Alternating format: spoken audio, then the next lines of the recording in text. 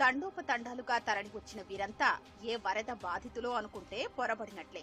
ప్రకృతి సృష్టించే విలయం కన్నా ఎక్కువ నష్టం కలిగించినట్లుగా ఆరోపణలు వినిపిస్తున్న మాజీ మంత్రి పెద్దిరెడ్డి రామచంద్రారెడ్డి కుటుంబ బాధితులు. జీవనాధారమైన భూములు, స్థలాల్ని కబ్జా చేసి అడిగిన వాళ్లను బెదిరించి భయపెట్టి దశాబ్దాలుగా సాగించిన అరాచకాలకు వీరంతా ప్రత్యక్ష సాక్షులు. మదనపల్లె రెవెన్యూ డివిజన్ కేంద్రంగా పుంగనూరు, తంబళ్లపల్లె, పీలేరుతో పాటు మిగిలిన ప్రాంతాల్లోనూ మాజీ మంత్రి పెద్దిరెడ్డితో పాటు ఆయన అనుచరులు పోలీసు, రెవెన్యూ అధికారుల అండతో భారీగా భూదోపిడీకి పాల్పడ్డారు అనేందుకు పోటెత్తిన బాధితులే నిదర్శనమన్న వాదన వినిపిస్తోంది.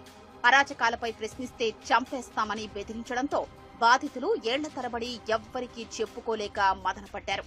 మదనపల్లె సబ్ కలెక్టర్ కార్యాలయం దహనం కేసు దర్యాప్తులో భాగంగా భూ బాధితుల నుంచి వినతి పత్రాలు స్వీకరిస్తామని ప్రభుత్వం ప్రకటించడంతో వారంతా వెల్లువలా తరలివచ్చారు.